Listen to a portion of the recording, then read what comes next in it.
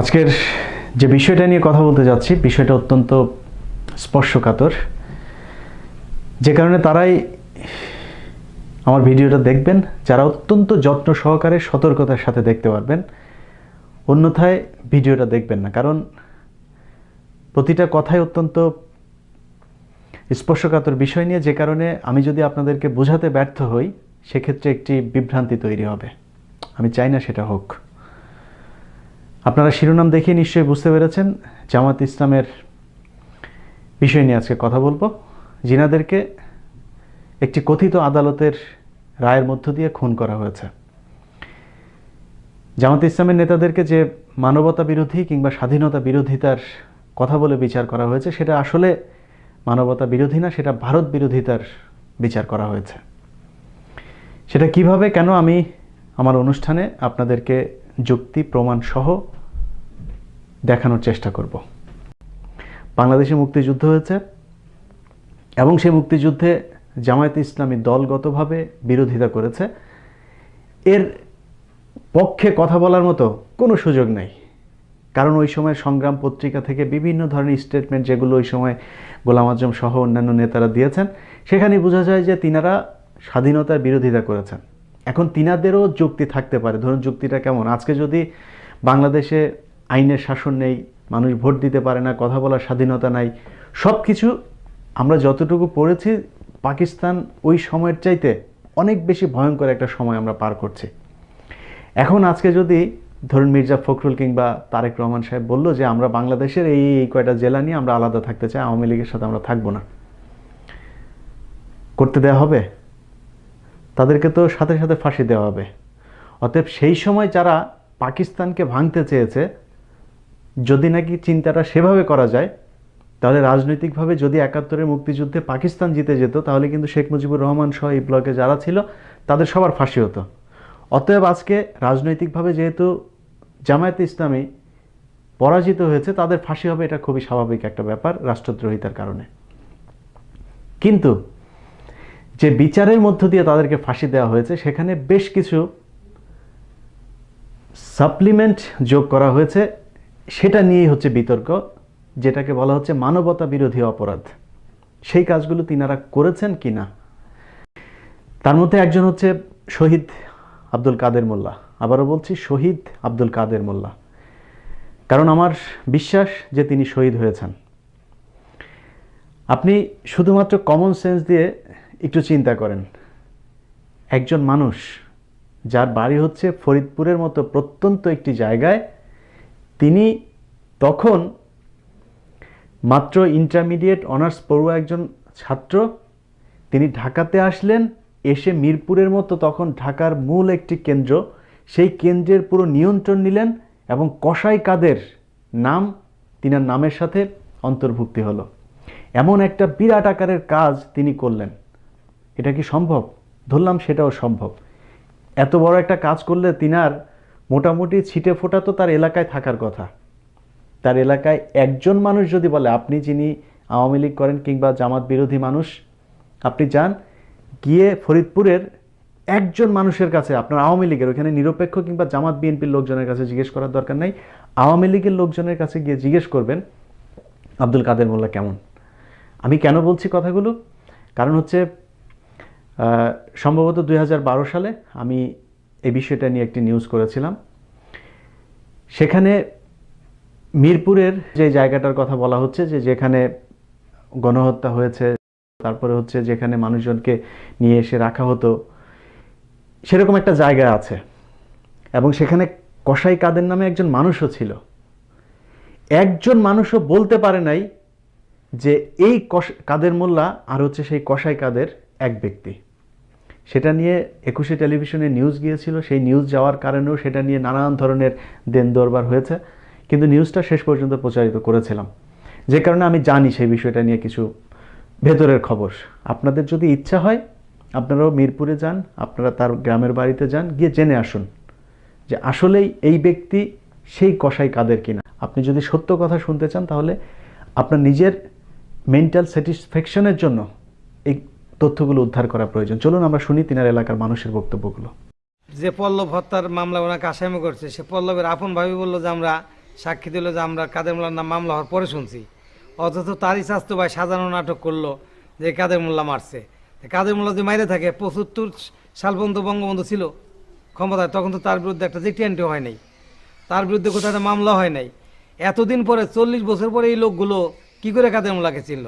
শুধু অপরাধ জামাত ইসলামী করে। অনেক ভালো লাগছিল। এই ব্রিজ, কালবট, আপনার মনে করেন যে এই কারেন্ট, বিদ্যুৎ, মনে করেন কাদের মোল্লার অবদানে, মনে করেন ওই দুবডাঙ্গি পর্যন্ত সমীর মেম্বারের বাড়ি পর্যন্ত হয়েছে, ওই এলাকা পর্যন্ত। ওই এলাকা কিন্তু তোমরা আমলিক করে, তারপরে মনে করেন সে ওই পর্যন্ত দিছে, তাই না? বিদ্যুৎ, স্কুলের রাস্তাঘাটে, এই রাস্তায় ইট বিছিয়ে মনে করেন আর সারা মধ্যের চর দিছে। ইউনিয়ন পরিষদ নির্বাচনে ওনার প্রতিদ্বন্দ্বী যে ছিলেন 21 ভোট বেশি পাওয়ার কারণে দলীয়ভাবে কাদের মোল্লা সাহেবের ছোট ভাইকে ইউনিয়ন সভাপতি সাহেব দলীয়ভাবে তাকে বিজয় করার জন্য প্রস্তাব রাখছিল যে স্যার আপনি চলে যান, আমরা আপনার ভাইকে বিজয়ের ঘোষণা দেব। তখন উনি ইউনিয়ন সাহেবরে এবং ওসি সাহেবকে বলছে যে ব্যক্তি 21 ভোট বেশি পেয়েছে তাকে বিজয় ঘোষণা করেন, অসৎভাবে আমার ভাইকে বিজয় করতে হবে না। 1971 সনে আমরা যে স্কুলের মাঠে আমি কাদের মোল্লার ট্রেনিং করাইছি, আমি খালেক মির্জা আর মঞ্জু। তখন কাদের মোল্লা জানামে পিসের বাড়ি লজিং থাকতো। কোন দেখিনি কিছু, ওটা ব্যাং মারছে, মানুষ মারা দুর্ঘটনা, ব্যাং মারতে দেখিনি। কাদের মোল্লার কোনের কথা কইবে গেলে আবার এখন আর এসে ধরতে মানে না।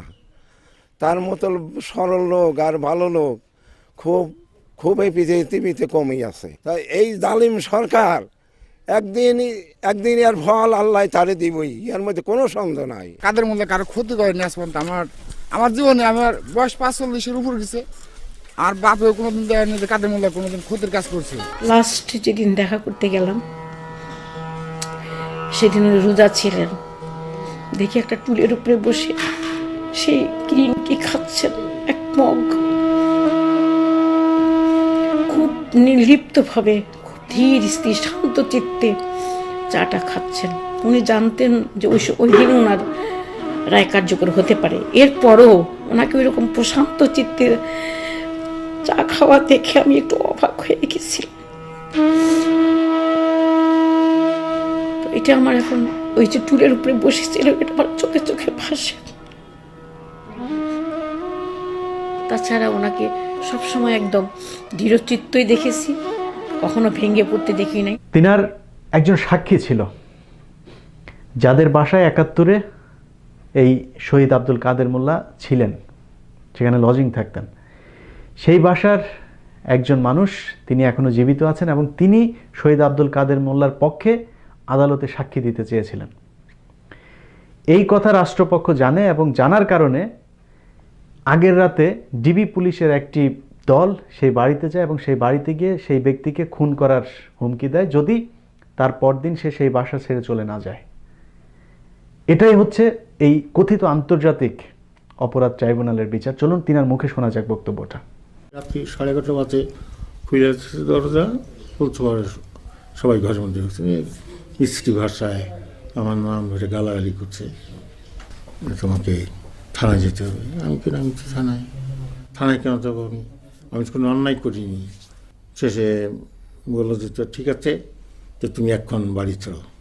আমি বললাম যে এই রাত্রে তো আমি বাসা ছাড়তে পারবো না, তো যদি না যাস কালকে সকালে চলে যাবি, সকাল 8টার মধ্যে আমরা আবার আসবো, 8টার সময় এসে যদি তোরে পাই, তোরে এবং তোর 2 ছেলেকে উঠে নিয়ে যাবো, আর কোনো দিন আকাশ দেখতে পাবি না। এইরকম রাষ্ট্রযন্ত্র যখন সাক্ষীদের বিরুদ্ধে লেগে যাবে, সেই লোকের বুকের পাটা কত বড় যে এই সত্য বলার জন্য আদালতে আসবে।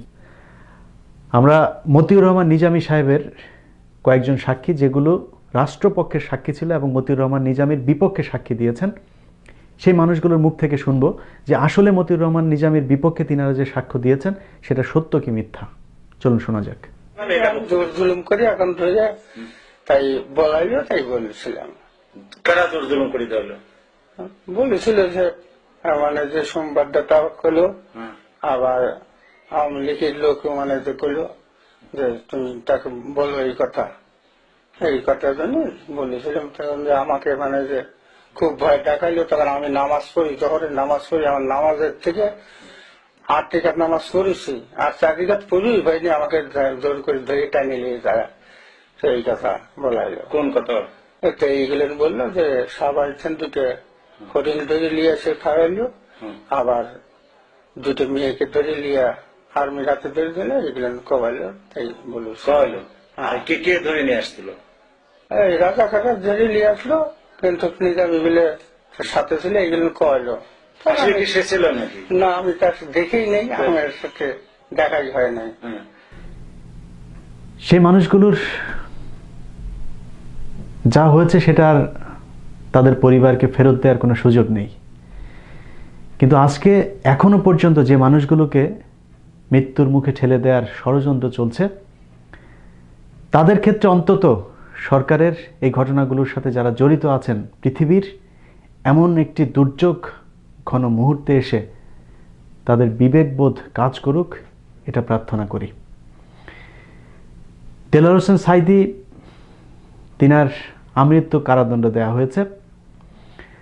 অর্থাৎ তিনি যে এই জামায়াত ইসলামের সাথে সেই সময় কোনো ধরনের সংশ্লিষ্টতা ছিল না, এটা কিন্তু সবাই জানেন, যে কারণে তারা কোনো কিছুই খুঁজে পান নাই। শেষ পর্যন্ত আপনারা দেখেছেন সুখরঞ্জন বালি, তিনাকে নিয়ে আসা হয়েছিল। সেই সুখরঞ্জন বালিও তিনাদের কথায় যখন বুঝতে পারলো যে তথ্য দেবে না বা সাক্ষ্য দেবে না, তখন তাকে আদালতের প্রাঙ্গণ থেকে কিডন্যাপ করা হলো। এবং সেই কিডন্যাপ করার আগে সুখরঞ্জন বালির একটি বক্তব্য ছিল, সেই বক্তব্যটা আমরা একটু শুনে আসবো, চলো। আমারে নিয়ে রাজলক্ষ্মী পাড়ার রাজলক্ষ্মীর স্কুলে দোতলায় বসিয়া আমাকে সাক্ষী নেওয়া শুরু করছে। তার আমি যদি জানি আমার ভাইয়ের সম্বন্ধে কে মারছে, এই কথা বলা শুরু করছে। পরে আমি যে বলি এই অমুক অমুক ছিল, বলে না হ্যাঁ বাদ দিয়ে তুমি সাঈদের কথা বলো। আমি পারবো না বলতে, সাঈদের কথা বলতে, যারা আমার বাড়ি দেখিনি আমি কখনো বলতাম না। তখন আমার পেট পচাইয়ে চিমড়ি মারে, আমার পেট পচাইয়ে আঙ্গুল দিয়ে গুঁতো মারে মানিক ও মাহাবু, দুইজনে ইয়ে করতেছে। তখন এই টার্মিনাল গেছে এই ঢাকা দিয়ে, তখন তার সামনে বসে আমি বল, স্যার আমি যেটা জানি এইটা বলবো না আপনারা যা শিখিয়ে দেন এই বলবো। তখন এই কথা বলার পরে তবু আমাকে ওইভাবে মানে ওই আঙ্গুল দিয়ে গুতায় পেট পচাইয়েছে, আপনাদেরকে মরতে নির্যাতন করছে। হ্যাঁ, আমাকে খুব রকমই করছে। তখন আমি তার কাছে বলি, সে ওই ট্রেনমেলের কাছে, তখন ট্রেনমেল সাহেব বলে কি, মাহবুব সাহেব আপনি যে সাক্ষী দেন এর সাক্ষী আপনার সর্বনাশ হয়ে যাইতেছে। আমার আর একদিন বলতেছে কি, তোমারে একটি বাড়ি একটি খামার দেবো আর 1.5 লাখ টাকা দেবো, তুমি সাঈদী সাহেবের নামের কথা বললাম। আমি বলি না, আমার মরা ভাইকে আমি ব্যস্ত, আমি শিখেন নাই, আমার এখনো তার কিছু দরকার নেই, আমি আর খাবো না মিথ্যা দরকার নাম, যারে না দেখছি আমি কেউ নামের কথা বলতে পারবো না। সুখরঞ্জন বালির আদালত থেকে গায়েব হয়ে যাওয়ার এই ঘটনাটি আমরা বাংলাদেশের গণমাধ্যমে তো শুনেছি, দু একটাতে আন্তর্জাতিক গণমাধ্যমে উঠে এসেছিল, এবং তিনি ব্রিটিশ একজন সাংবাদিক, তিনি এই বিষয়টা সম্পর্কে একটি বক্তব্য দিয়েছে, সেটাও একটা আন্তর্জাতিক গণমাধ্যমের কাছে। সেই বক্তব্যটা আমরা শুনবো, শুনলেই বোঝা যাবে যে সুখরঞ্জন বালিকে আসলে কারা কিডন্যাপ করেছে এবং এই বিচার কার্যের সাথে কারা আসলে জড়িত আছে, কারা জামাত ইসলামের নেতাদেরকে খুন করার জন্য ষড়যন্ত্র করছে, সেটা বের হয়ে আসবে। চলুন সেই সাংবাদিকের গল্পটা শোনা যাক। These pictures show the moment when Shukoranjan Bali, seen here in the back of the vehicle, was kidnapped in front of the courthouse where he was to testify before the Bangladesh International War Crimes Tribunal. 7 months after the abduction, a British journalist in Bangladesh says he has evidence proving that Bali was kidnapped by Bangladeshi security forces and is currently being held in an Indian prison. He was taken by police officers to the border of India, and he was dumped in the Indian border and picked up by the border security forces of India. সবশেষে আপনাদের সামনে দুজন বিচারকের বক্তব্য শোনাবো, যারা দুজন স্কাইপে কথা বলেছিলেন। সেই বক্তব্যটা অনেক আগে আপনারা নিশ্চয়ই শুনেছেন বেশিরভাগ মানুষই, তারপরে আমি সেটা চুম্বকাংশ আপনাদেরকে শোনাচ্ছি। এনারা দুইজনই এই কথিত আন্তর্জাতিক অপরাধ ট্রাইব্যুনালের সাথে জড়িত ছিলেন, এবং তিনাদেরকে শেখ হাসিনা সরাসরি নির্দেশ করতেন, আইনমন্ত্রী সরাসরি নির্দেশ করতেন যে বিচারের রায় এই মুহূর্তে দেওয়া দরকার, এর একে একে ঝুলিয়ে দেওয়া দরকার, এর এই রায় হবে, এগুলো সব করতেন। এবং সেটা স্কাইপে তারা কথা বলেছিলেন। সেই বক্তব্যটা গোয়েন্দা সংস্থার কেউ একজন রেকর্ড করে তারপরে ছেড়ে দিয়েছিলেন। সেটার একটু অংশ শুনে আসা যাক, চলুন। একটা দেন, সিনেবাবু কইছে ডিসেম্বরের মধ্যে 3টে দেন, এইটা গোলাম আজম সাহেব আর এটা থাকা, এই 3টে দিয়ে ফেলা ডিসেম্বরের মধ্যে, তারপর আমরা নিয়ে এসি আপনারা, এবার ওখানে আপনারা লাগবে না, এইসব কথা আর কি। আমাকে যা করেন করো প্রমোশন দিয়ে দেওয়া লাগে, আমার কথা প্রমোশন। যারা ভিডিওটি দেখছেন, আপনাদের সবার কাছে এই মুহূর্তে এসে আমার একটি প্রশ্ন। এই ঘটনাগুলো দেখার পরেও আপনাদের কি মনে হয় কথিত মানবতা বিরোধী অপরাধের যে ট্রাইব্যুনাল, সেই ট্রাইব্যুনালের বিচার কার্য সুষ্ঠুভাবে পরিচালিত হয়েছিল? উত্তরটা যদি না হয়, তাহলে কেন চুপ আছি, কেন চুপ ছিলাম, কেন আমরা চুপ থাকব? এর কারণ একটাই, আমরা মনে করেছি যে জামায়াত ইসলাম যদি অবিচার এর সম্মুখীন হয়, তাদের উপরে যদি কোনো অনাচার হয়, অত্যাচার হয়, সেটার কোনো ঝাঁজ আমাদের উপরে আসবে না। কিন্তু তা হয় নাই। সে বিচারের সময় বিএনপি চুপ ছিল। জামায়াত ইসলামকে পঙ্গু করে তারপরে বিএনপিকে ধরেছে। বিএনপির চেয়ারপারসন বেগম খালেদা জিয়া বিনা কারণে 2 বছর জেল খেটেছে। কওমি অঙ্গনের আলেমরা তখন চুপ ছিলেন। আমার পরিচিত অসংখ্য কওমি মাদ্রাসার শ্রদ্ধাভাজন আলেমরা আছেন, তারা জেলখানায় আছেন, কেউ গুম হয়ে আছেন। এখনো পর্যন্ত মামলার সম্মুখীন অসংখ্য আলেম। অতএব আমাদের এই দেশে যারা আমরা ব্যক্তিগতভাবে মনে করছি যে এটা শুধুই মাত্র রাজনৈতিক দলের উপর দিয়ে যাচ্ছে, আমার তো কোনো সমস্যা নেই, প্রতিটা মানুষকেই এটার জন্য পে করতে হচ্ছে। আপনারা দেখেছেন 4 সন্তানের জননী যিনি ভোট দিতে গিয়েছেন, রাতের বেলায় তিনি ধর্ষিত হয়েছেন, সে বিচার হয়নি কারণ প্রতিপক্ষ আওয়ামী লীগ। আজকে ঘরে ঘরে ধর্ষণের শিকার হচ্ছে। সব কিছুর ঊর্ধ্বে একটা দেশের বিচার ব্যবস্থা ঠিক থাকা। সেই বিচার ব্যবস্থা যদি না থাকে, তাহলে শেখ মুজিবুর রহমানের পরিবারের নৃশংস হত্যাকাণ্ডের বিচারও হয় না, যেটা আমরা গত 21 বছর দেখেছি। অতএব আপনারা বিচার করেন, কোনো সমস্যা নেই। জামাত ইসলামের এই মুহূর্ত পর্যন্ত যদি নাকি আরও যুদ্ধাপরাধী থেকে থাকে, বা সেই সময় মুক্তিযুদ্ধের বিরোধিতা করে থাকে এমন নেতাকর্মী যদি থেকে থাকে, তাদের বিচার করেন, কোনো সমস্যা নেই। কিন্তু সেই সাথে শেখ হাসিনার ব্যয়ের বিচারটাও করা প্রয়োজন। আওয়ামী লীগে যারা আরও রাজাকার আছে, তাদের বিচার কার্য পরিচালনা করা প্রয়োজন। কারণ শুধুমাত্র এই 4-5 জন জামায়াত নেতাই সারা দেশে এত হত্যাকাণ্ডের সাথে জড়িত ছিল না। অতএব আমরা খুব পরিষ্কারভাবে বলতে চাই, আমরা প্রতিটা যুদ্ধ অপরাধী বলুন আর মানবতা বিরোধী অপরাধ বলুন, এর বিচার চাই। কিন্তু এমন কোনো বিচার চাই না যে বিচারের মধ্যে দেলোয়ার হোসেন সাঈদীর মতো একজন মানুষকে নিয়ে এসে তারপরে শুধুমাত্র বিরোধিতার কারণে তার শাস্তি দিয়ে আমৃত্যু কারাদণ্ড ভোগ করাবেন। আমি যদি বুঝাতে না পেরে থাকি, তাহলে আমার এর চাইতে সুন্দরভাবে বলা আমার পক্ষে সম্ভব না। আশা করি বুঝতে পেরেছেন। আল্লাহ হাফেজ।